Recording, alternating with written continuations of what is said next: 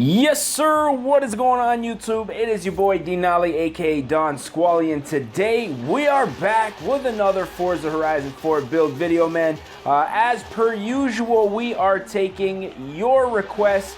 So if you guys want to see your favorite YouTubers build, or even just a specific car in Forza Horizon 4, drop it down in the comments, and I'll do my best to get that done for you guys. But for today's video, we do have a request from a couple of you guys: XI Normal, Rooster Pellegrini, Tree Rex Audi Official, and Irfan Aswan all want to see JackUltraMotive's R32 build, man. So as usual, what we're gonna do is jump into the buy car section of the game, see if we can find that Nissan Skyline R32. So as you can see, we have the R33 right here, and then we have the 1993 R32 Nissan Skyline. So I think the move here is going to be to keep it this OEM gray here, since that is what Jack's car originally was. And then as we go through, we build the car out, we'll come back and drop that nice red and black wrap, man. So as we usually do around this time, what we're going to be doing is upgrading this thing. Now, I'm not gonna lie, I'm not too familiar with this specific car. I have seen a couple of Jack's videos on his Audi R8, but for this video, I think I'm just gonna do a couple of basic bolt-ons to this thing.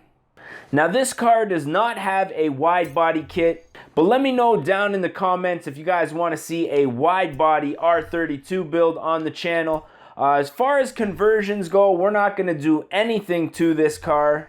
Now, in keeping with the simplicity and authenticity of this build, we're going to keep the front stock bumper on here. Now, Jack does have somewhat of a lip on the front of his car, but it doesn't have the canards, it doesn't have the tow hook, so I think we're going to go ahead and just leave the OEM bumper on here.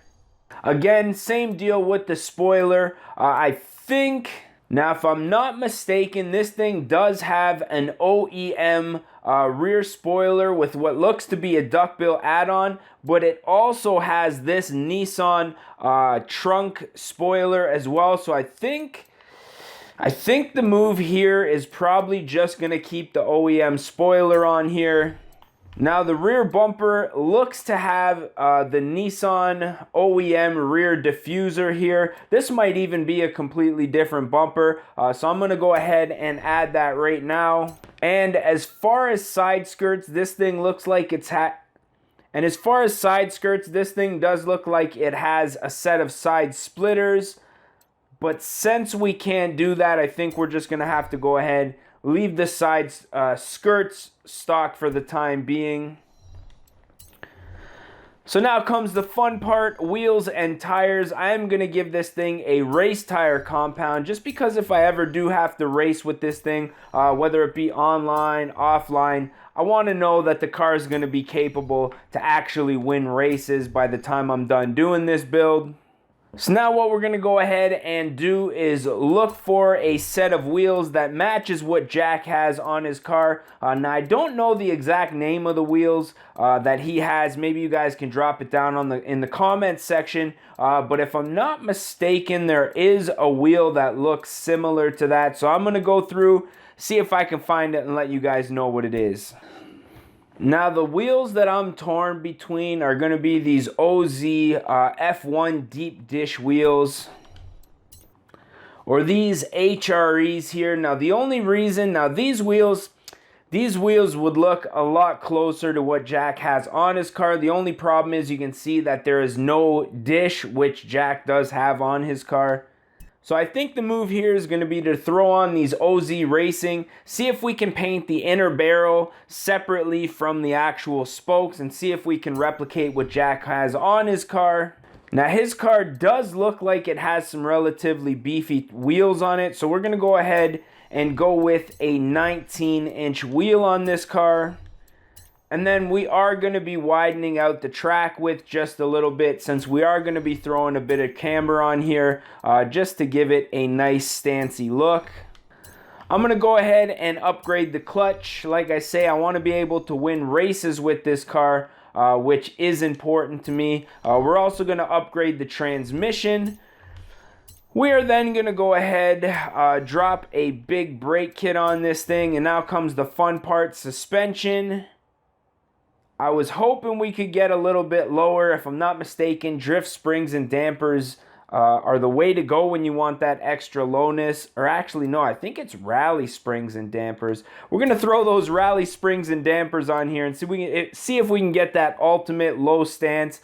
Everything else, I'm going to leave the way that it is. The R32 is a very quick car, very capable. I have no problems with the way that the chassis is set up. We are going to go ahead and upgrade those turbos. Let's go ahead and also upgrade the intercooler. I'm going to throw an exhaust on this thing just so we can hear that engine scream. Air intake as well. We're then going to upgrade the fuel system as well as the ignition. And I think this thing is going to be pretty quick with just these mods. If we have to, we can always come back. Could probably come back and add a few more parts later on if we have to. So we're going to go ahead, buy up all the mods that we have installed. Now that we got that stuff out of the way, we're going to jump into the tuning. Now the main thing that I do want to do here is just adjust the suspension. Obviously we are rolling with a rally suspension setup. So we're going to go ahead, lower the car as low as it will go, both front and back. We're going to stiffen up the springs as well. We're going to go in, make some adjustments to our dampening as well. And then we are going to add just a little bit of camber in the front and the rear. And I think that's going to be pretty good for the time being. Doesn't look like it dropped this car that much. But I guess, you know, you can only do so much in a video game.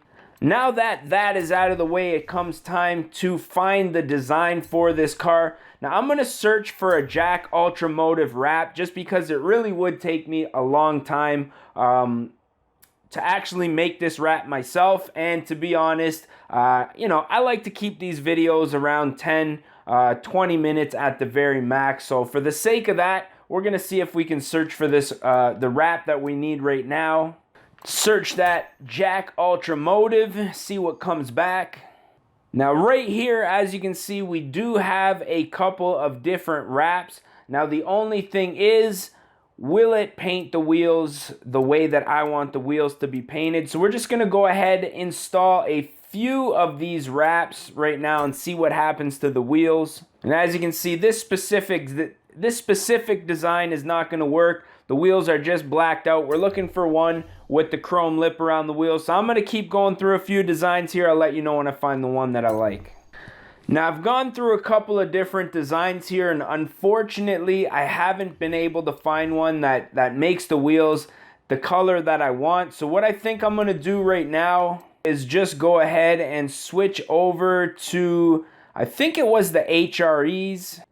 These ones right here, the HRE S101s, I think those are going to be the wheels that are going to give us the best look here. So we'll just go ahead and install those real quick. Now that we got all the fun stuff out of the way, it is time to take this thing out on the road and see how she rips. Now as you can see, this wrap, very aggressive. Love the way that this looks. That all-wheel drive kicking in right away, barely any wheel spin that you'd normally get from a front wheel drive or a rear wheel drive. I think what we should do first and foremost is take this thing to the drag strip. Actually, I guess we got to go up here to start a drag race. I want to see what this thing can do in the quarter mile. Now I am actually going to the drag strip in my own personal G35. Actually, by the time this video is released, I actually went today, this Sunday, and my car runs a 13.9 normally. Best time, I should say. Normally it's right around a 14.0, 14.1, 13.9 best.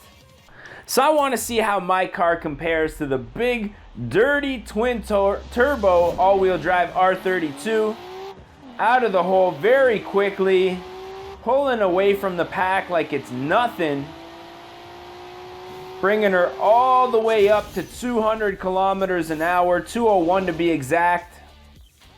And this thing is running an 11.2. But now that we know what it runs in the quarter mile, it's time to take this thing out for a rip, see what it can do. Very beautiful day out here in Horizon. I was hoping that when I logged on it wasn't going to be winter time, because that wouldn't make any sense. I don't think this car has even ever seen snow in real life. But nonetheless, we're just going to take this thing for a little bit of a rip, see what it can do. Love the exhaust note on these cars. Now with the red and the black, that's always been like my favorite combination. Even having like a completely blacked out car with just like the red calipers is just a really nice touch. Whoa, I can barely see the road here. I think I gotta turn the brightness up on my TV. Just hugging the road, taking the inside line. Now the great thing about this car is it's just great for autocross. If you're playing Forza Horizon 7, just look at how it hugs the road. Doesn't even give you any fuss. The brakes could use a little bit more pressure. But I mean, as far as your power delivery, there's no wheel spin whatsoever. It's very linear. Yeah, the tires definitely, or the brakes, sorry, the brakes definitely need a little bit more pressure in them. Now, obviously, with me being a Nissan fanboy, you know, owning two G35s in the past, two Altimas in the past, Nissan Sentra, with me being a Nissan fanboy, the R32 is pretty much the holy grail. I mean, for me, the ultimate car, the ultimate Nissan is always going to be the R34. I mean, you know, the R35 is a nice car for what it is, but I just like that raw driving experience. And we're only recently now being able to import the R34s to Canada, so the prices are still extremely high, whereas you can get an R32 or an R33 here. Prices still, oh, putting her into a tree. You're not going to get nothing for a car that you put into a tree, that's for sure. But yeah, the R32s, R33s definitely still holding their value here in the GTA anyways. I know in Vancouver they have quite a bit of import right-hand drive cars over there, but here in the GTA, not many of them around, and you know, for one in good condition, upwards of 40 grand, no question about that. But you know, seeing how this car performs, it's quite obvious why these cars are just still to this day absolute monsters. But what I think we're gonna do here is travel into the city, find a spot to take our thumbnail screenshot and put an end to this video. I haven't recorded for a little while, so I'm a bit rusty. This video is 31 minutes unedited, so needless to say, I got my work cut out for me when we get on the computer. But as always, if you guys did enjoy this one, don't forget to smash that like button. If you guys want to see more and you're not subscribed yet, definitely do so, man. If you guys want to see a YouTuber build, you guys just want to see a random build from in the game, definitely let me know. But that's pretty much it, man. So as always, I just want to say thank you guys for watching. Are we gonna catch y'all mofos at the next one, man? Peace! Recovery of a lifetime. Oh, fuck! Oh, no. Oh, fuck! Yeah, just keep on rolling there. Yeah. Don't worry about the racer or anything.